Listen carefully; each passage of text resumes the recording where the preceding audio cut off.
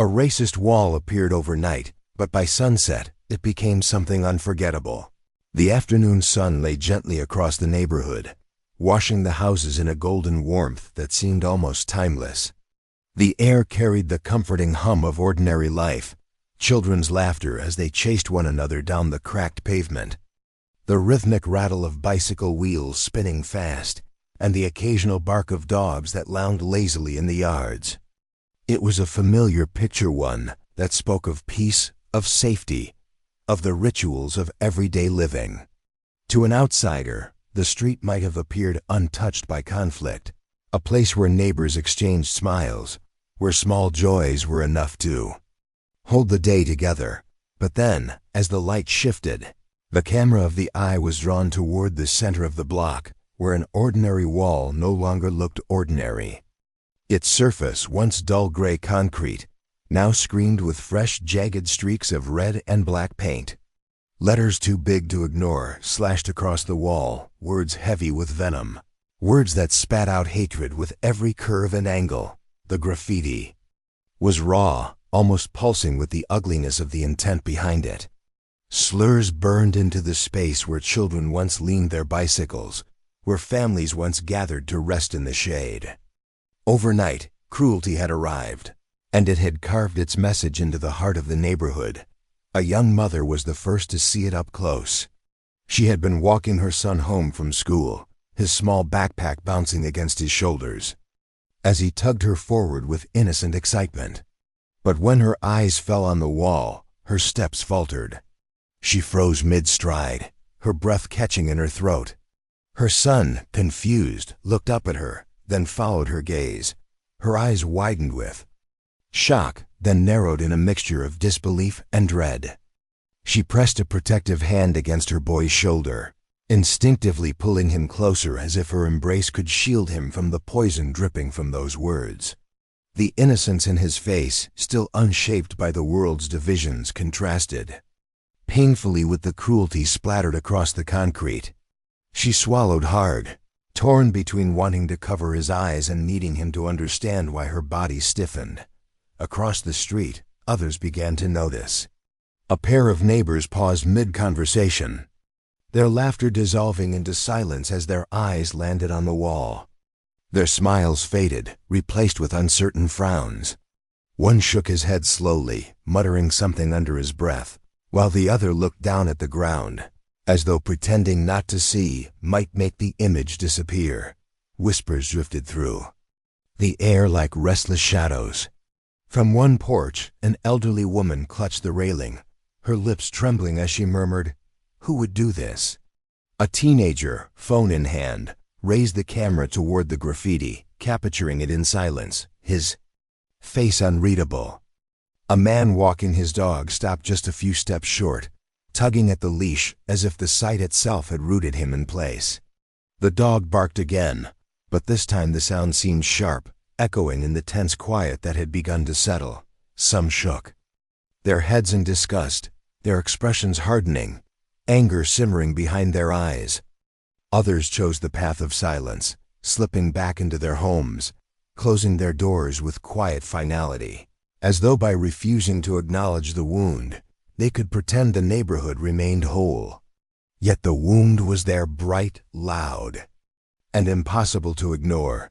The wall had become a mirror, reflecting back not just the malice of the one who painted it, but the hidden fragility of a community that had until this moment believed in its own peace. It was a reminder that hatred did not always arrive with warning, that it could appear under cover of night, scrawled in ink that cut deeper than any blade.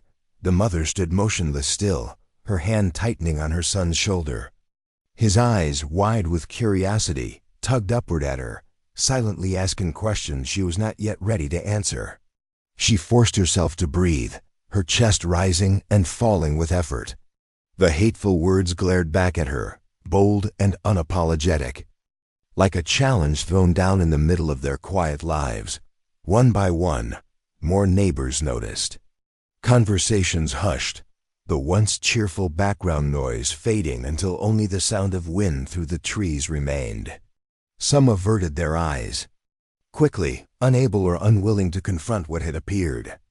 Others lingered, their gazes heavy, as though the wall itself demanded a reckoning. In that moment, the neighborhood held its breath. The ordinary afternoon had cracked open, revealing something raw beneath the surface. The wall no longer belonged to concrete and paint.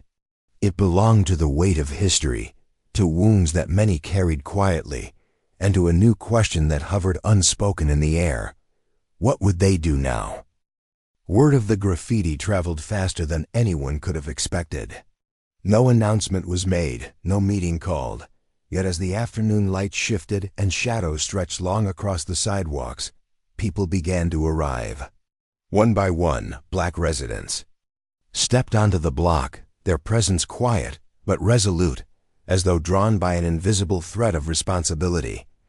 They came with buckets sloshing faintly with soapy water, with old scrub brushes worn down from years of use, with half-empty cans of paint that had once patched fences or refreshed porches. Some carried rags draped over their shoulders. Others clutched gloves in their hands. Yet what they carried most heavily was not in their arms, but in their silence.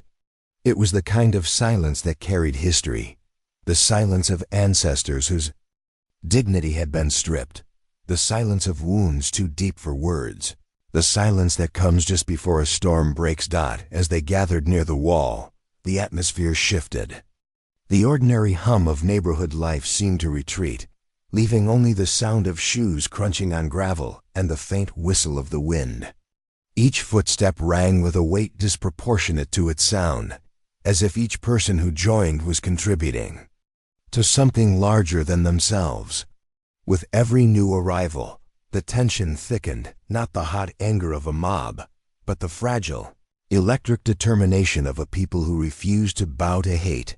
A middle-aged man set down his bucket with a deliberate thud, the liquid inside sloshing against its metal sides.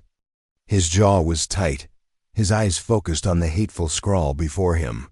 Beside him, a young woman adjusted her gloves, her fingers trembling slightly, not from fear, but from the enormity of the moment pressing down on her chest. An elderly neighbor shuffled forward slowly, leaning on his cane in one hand while clutching a small paintbrush in the other. His steps were steady, unhurried, but each one echoed with the weight of decades lived under the shadow of words like those on the wall. Children, too, had followed their parents, their voices hushed, their usual energy subdued by the solemnity of the gathering. They clutched at their mother's skirts or father's hands, sensing without explanation that something important was about to happen. Their wide eyes flickered between the bold graffiti and the quiet determination of the adults, absorbing lessons no schoolbook could ever teach. The wall loomed over them, its slurs glaring back with a cruel defiance, as if daring them to erase it. The letters dripped with arrogance, standing proud against the cracked concrete, a mark meant to shame, to intimidate, to divide. But as the volunteers stood shoulder to shoulder before it, the wall no longer looked untouchable. It looked like a challenge, a gauntlet thrown down, demanding an answer. For a long moment, no one moved. The silence stretched, filled only by the rustle of leaves and the distant bark of a dog. The group seemed suspended between two worlds, one where the words remained, staining not just the wall but the spirit of the neighborhood, and another where their hands, their courage, would wash it away. The young woman finally stepped forward, dipping her brush into the bucket and pressing it against the concrete. The first streak of water ran down, smudging the paint ever so slightly. It was not enough to erase it, but it was enough to begin. The others stirred at her act, as if her single motion had unlocked them. Buckets were set down, rags were wetted, brushes were lifted. Every scrape of a bristle against stone, every stroke of a rag against paint, rang out louder than words. Their silence was no longer heavy with restraint, it was heavy with purpose. They did not shout, did not curse, did not feed the hate that had been left for them to find. Instead, they worked. Their movements were steady, deliberate, carrying within them generations of endurance. The slurs seemed almost to snarl back, the paint clinging stubbornly to the concrete, Yet the volunteers did not waver. The mother who had first frozen at the sight of the wall was now scrubbing with both hands, her son beside her, dipping rags into the bucket and handing them to her with childlike urgency. The elderly man knelt slowly, his cane set aside, and pressed his brush against the lowest letters. His strokes were small, patient, but relentless. What had begun as quiet arrivals now felt like the rising of a tide. Every footstep that had echoed into the gathering was now joined by the rhythm of united labor. Together they faced the wall, their backs straight, their spirits unbending. The hateful words dared them to falter, but their answer was written not in ink or slogans, but in the resolve etched into every movement of their hands. The neighborhood watched, the moment thick with significance. Something larger was indeed unfolding. And though the wall still bore its scars, the act of resistance had already begun to cleanse more than just concrete. Glow of a phone screen. Another followed quickly, pitched with unease. What if it gets worse? What if they come back? The questions weren't directed at anyone in particular, but they hung heavy in the air, feeding the unease already simmering dot across the street. An older man stood apart, his arms crossed tight against his chest. His face was carved into a frown, deep lines etched by disapproval. He didn't speak loudly, but the few words he muttered carried like stones dropped into still water. They're making a fuss, stirring up trouble where none was before. His presence felt heavier than his size, as though his disapproval stretched into the shadows cast by the late sun. He didn't need to raise his voice. His posture, rigid and unyielding, was its own accusation. On the opposite side, a white homeowner lingered on her porch, gripping the railing as if it were the only thing keeping her steady. Her face betrayed nothing, no smile, no frown, no visible support or rejection. Her eyes tracked each movement of the brushes, each stroke that worked to erase the graffiti. Her silence was louder than the whispers, louder even than the muttering man. She was a question mark embodied, her expression unreadable, her role in the unfolding moment uncertain. Meanwhile, rumors crept through the watchers like smoke from a fire. It had to be outsiders, one whispered. No one here would do something like this. Yet another voice countered, low but sharp. How can you be sure? Hate doesn't always wear a stranger's face. The speculation spread, attaching itself to the silence of the porch, to the scowl of the man across the street, to the half-hidden glances of neighbors who lingered behind curtains. The act of erasing hate seemed to summon suspicion, dredging up the possibility that the wound had not been inflicted from outside at all, but from within. Every brushstroke deepened the tension. It was no longer simply paint being scrubbed away. It was layers of trust, fear, and unspoken history being pulled back, one stroke at a time. The volunteers' movements were steady, but each dip of a rag, each scrape of a bristle, seemed to slice through the silence like a blade. For those watching, the act was more than cleaning, it was a revelation. The children working beside their parents felt it too, though they couldn't name it. They noticed the way voices hushed when their parents pressed harder against the wall, how eyes seemed to follow every streak of paint washed away. They noticed the subtle shift in the air, a charged thickness, as if the street itself was holding its breath. The mural of hate resisted stubbornly, smudging into stains rather than vanishing completely. It was as if the words wanted to cling, to remind everyone of their presence, their venom. The onlookers watched the struggle, their thoughts divided. For some, the slow progress was hope, proof that persistence could undo even the boldest cruelty. For others, it was doubt, a question of whether the stain would ever truly leave. The whispers grew sharper. What if this just makes things worse? What if someone retaliates? The questions floated like warnings, but no answers came.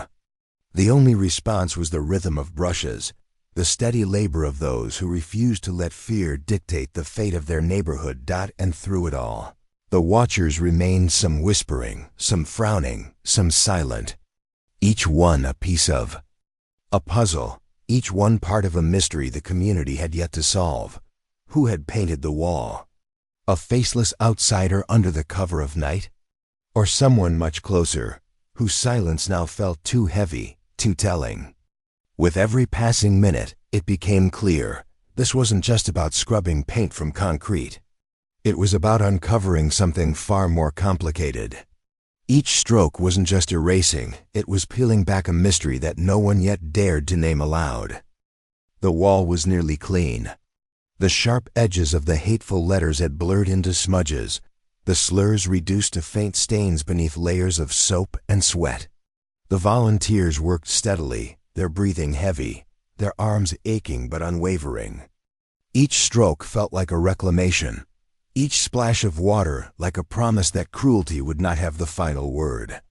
The watchers, however, still lingered at the edges, their eyes fixed not only on the wall, but on one another, measuring, judging, wondering. Then, without warning, movement stirred from the porch across the street. The white homeowner who until now had been little more than a shadow framed by wooden rails stepped forward. The neighborhood seemed to shift in response, conversations halting, brushes pausing mid-stroke. She descended the porch slowly, her fingers clenched around a can of paint, the metal rattling softly against her trembling grip. The air thickened. Every gaze turned to her, the silence sharpened by the steady crunch of gravel beneath her shoes. Her face, pale in the fading sunlight, was etched with conflict, guilt, fear, and something deeper. Something long buried and only now breaking the surface. She stopped just a few feet from the volunteers. For a moment, it seemed she might lose her voice entirely, her lips parting without sound. Then, with effort, she spoke. Her words cracked as though forced through years of restraint. I should have spoken up sooner." The sentence fell like a stone into a still pond, rippling outward. The volunteers froze, their brushes hovering above the wall. The onlookers leaned closer, their whispers swallowed by the gravity of her voice. Her hands shook harder as she lifted the can, pressing it against her chest as if it were both shield and confession. Tears glistened at the corners of her eyes, though she blinked them back quickly. "My own son," she continued, her voice faltering. "Once followed voices like this, online. He listened, he believed them.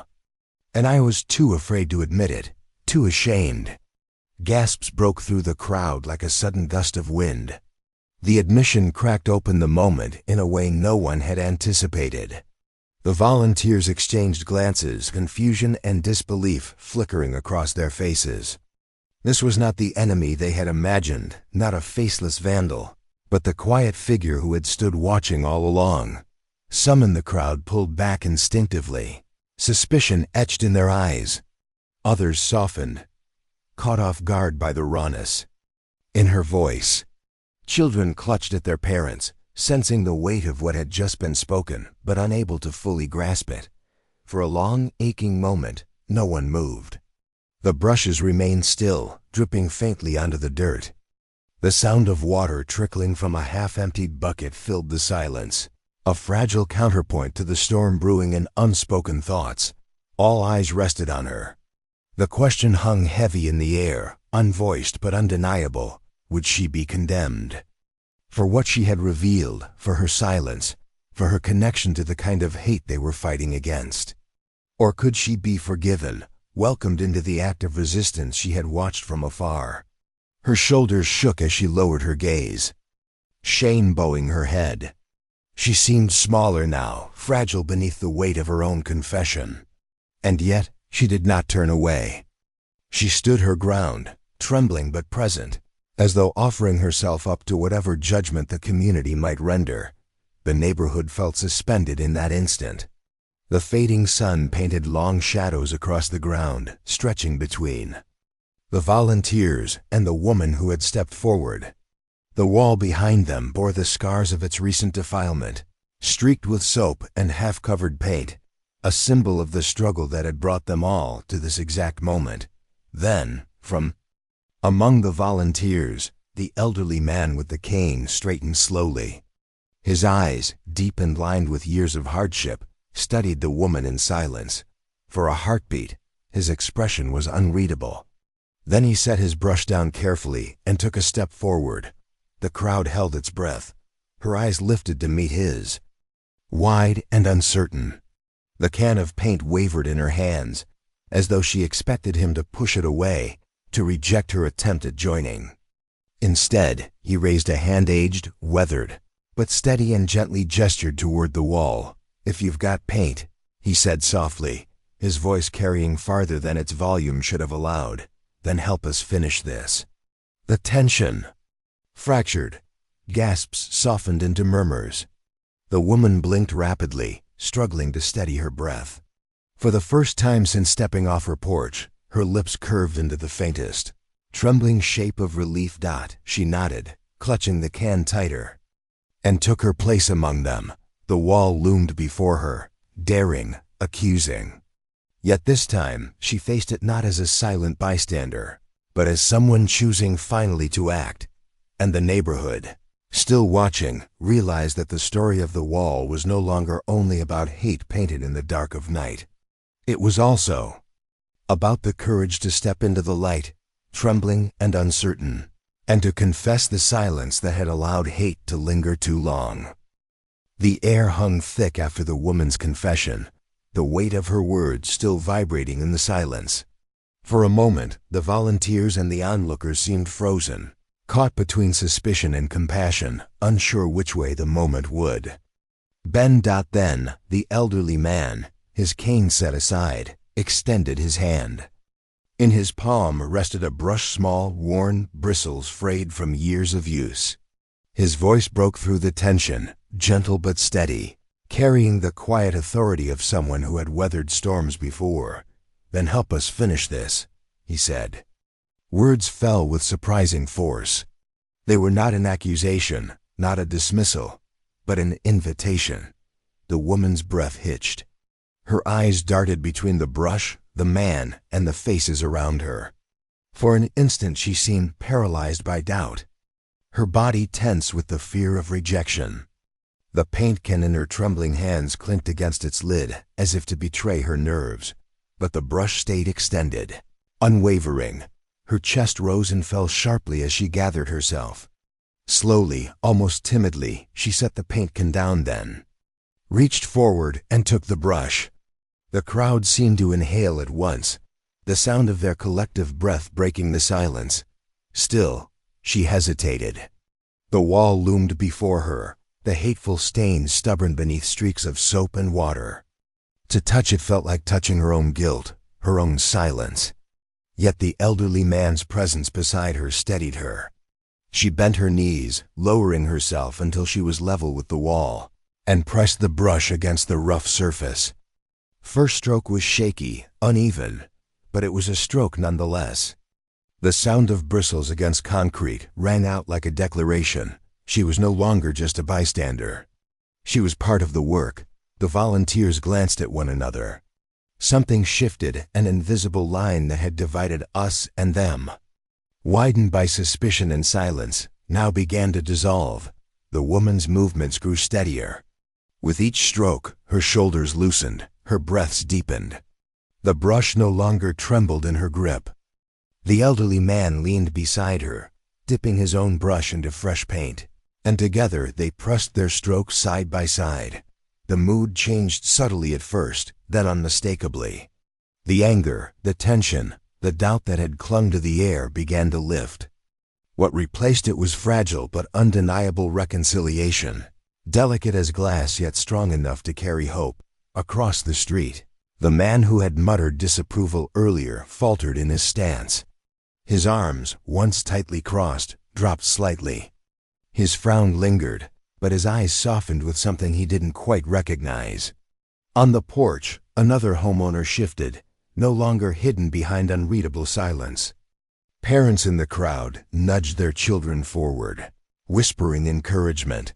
Then came another movement, small, hesitant, but unmistakable.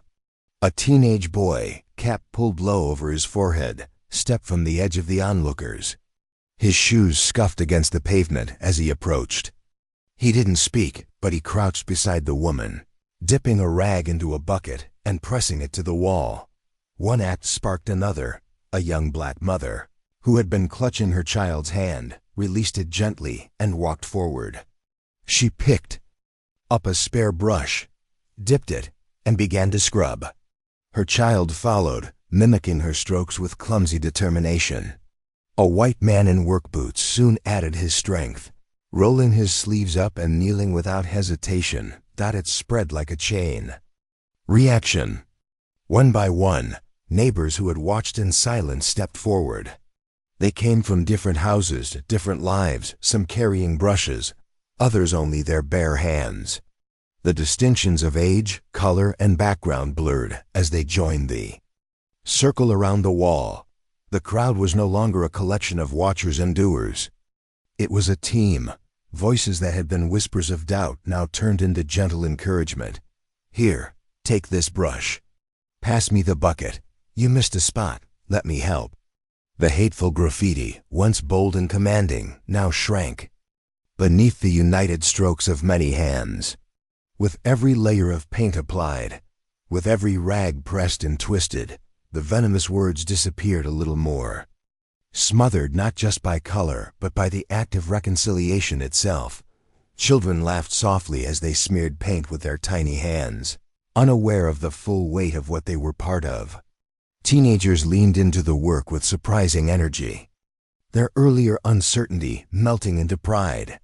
Elderly neighbors, steady but slow, dabbed carefully at the edges. And at the center, the woman who had once stood silent painted with new resolve, side by side with those she had feared would condemn her. What had begun as division now pulsed with unity. The wall no longer mocked, it yielded. And in its surrender, the community found its strength. The wall that had once shouted cruelty now trembled beneath the pressure of countless hands. Stroke after stroke, bucket after bucket, the venom was drowned beneath a tide of fresh color. The hateful words, sharp, jagged, meant to pierce, were slowly silenced, their edges dissolving into white, yellow, and soft gray. Each layer of paint muffled the violence that had been left there in the night, until what remained was no longer a slur, but only a fading shadow. A hush lingered even. As the work continued, neighbors moved with quiet purpose, their shoulders brushing against each other, sweat beading on foreheads, breaths steady but heavy. Brushes clicked against metal cans, rags slapped against brick, and the scrape of bristles filled the silence like a hymn. It was laborious, but also sacred. The act was no longer just about cleaning, it was about reclaiming. And then, from the circle of workers, came an interruption, not of despair, but of play. A little girl, no more than 6, had been watching. Her mother rolled paint onto the wall with slow, deliberate strokes. Her eyes sparkled with something unspoken, her small hands twitching with restlessness. Without asking permission, she dipped her palms deep into a tray of bright blue paint. The crowd barely noticed at first, until she pressed both hands firmly against the fresh white surface of the wall. 2 perfect handprints bloomed over the space where a hateful word had once burned. Gasps and murmurs rose, then laughter, a ripple of warmth breaking the solemn air. The girl looked up, startled, as if expecting scolding. Instead, her mother froze, then smiled, her face softening as tears welled at the edges of her eyes. "That's beautiful," someone whispered. The girl grinned, her cheeks flushed, and slapped another handprint lower. This one crooked and messy. The spell was broken. Children nearby rushed forward, eager to join.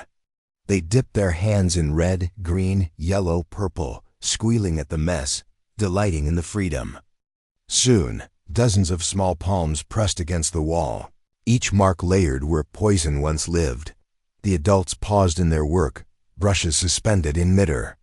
Then one by one, as if guided by an unspoken invitation, they followed the children's lead. An elderly man, the same who had first offered the woman a brush, set aside his cane, dipped his hand in crimson paint, and left a mark beside the children's prints.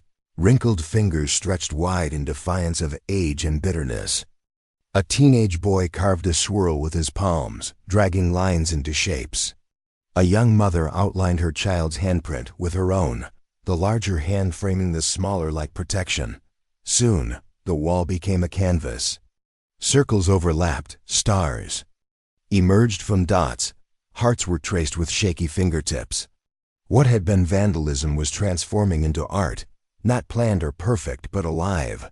Pulsing with color and unity. Symbols appeared: crosses, peace signs, the outline of a bird in flight. Someone used a brush to paint a rising sun that stretched across half the wall, its rays weaving between handprints like threads of light. Another added a tree, its branches curling upward, leaves formed by layered palms of every shade. The laughter of children mingled with the quiet murmurs of adults. No longer whispers of doubt, but whispers of encouragement. That looks wonderful. Add another here. Make it bigger. The work had shifted from erasing hate to declaring hope. As the last traces of the graffiti disappeared, the mural swelled with life. The slurs were gone, buried under coats of bright color, replaced by a collage of hands, hearts, and symbols that spoke louder than any insult could. The wall, once a scar, now radiated. The sun had begun its descent, bathing the street in molten gold. The light caught on the wet paint, making the colors shimmer as if alive, glowing with a warmth that seemed to spread beyond the bricks themselves. The mural was not just painted, it was illuminated. Neighbors stepped back, paint still on their fingers, shirts streaked with splashes, and simply stared. For a long moment, no one spoke.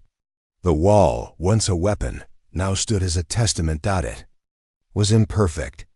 Uneven lines, messy splatters, fingerprints overlapping, yet in its imperfections lay its strength. Every mark belonged to someone who had chosen not to stay silent. Every shape was a defiance of division. Every color shouted louder than the hate that had tried to take root. The woman who had once confessed her silence stood at the center, her hands covered in green and yellow, staring at the mural with tears sliding freely down her cheeks. She looked neither condemned nor forgiven, but changed, folded into something larger than herself. Around her, the others did not stand apart but together, shoulder to shoulder, a single body. The wall had been scarred, but it did not remain so. Under the golden light of the afternoon sun, it had become something else entirely, a mural of hope. Raw and unpolished, yet radiant. And as the crowd gazed, they knew instinctively, they had not just painted over hate. They had built something new in its place. The street was no longer quiet in the way it had been that morning. The silence of fear, of uneasy whispers and averted eyes, had been replaced by something warmer, almost musical. Laughter rose in pockets of sound, children chasing each other, with paint still smeared across their cheeks, neighbors chuckling at the mess on their clothes, even the low hum of friendly conversation weaving through the dusk. What had begun as a gathering under the shadow of hate had shifted into something that felt improbably like celebration. The air itself seemed lighter, carrying not the tension of suspicion, but the fragrance of fresh paint mixed with the smell of warm earth cooling at sunset. People lingered near the mural, reluctant to leave, as if leaving too soon would break the fragile spell they had cast together. A grandmother leaned on her cane, smiling at the marks left by her grandchildren. A father lifted his son onto his shoulders, pointing proudly to a small blue handprint nestled among dozens of others. The mother who had clutched her child in fear earlier now let the boy run freely, his laughter echoing through the block as though reclaiming it. The wall stood transformed, but so did the people before it. Where there had been hesitation, there was now conversation, neighbors introducing themselves for the first time, others exchanging apologies, a few offering tentative invitations for dinner or coffee. They were not yet a perfect community, but in that moment, they were undeniably connected. The wall, once an emblem of division, had stitched them together in ways they had never expected. The camera inched backward, widening the frame. The crowd Blurred into a mosaic of faces, everyone softened by the glow of the setting sun. In the background, the mural gleamed wet paint catching the last golden rays, every color sharper than it had been just moments before. The reds flamed, the yellows blazed like captured light, the blues deepened into calm pools, and the greens spread like new growth. The children's handprints clustered together, messy but unmistakable, a living record pressed into the brick. Above the murmur of voices, a narration rose, steady and contemplative. Hate can stain a wall, but unity can cover it with something far stronger. Silence allows cruelty to grow, but courage shared and multiplied turns wounds into healing. The words floated not as a lecture, but as a truth already written in the colors behind them. Every handprint, every shape and symbol had become part of a declaration too large to erase. That cruelty was never the final word. That a community could rise even in its own fractures. As the sun sank lower, the mural seemed to glow from within, as though it held its own light.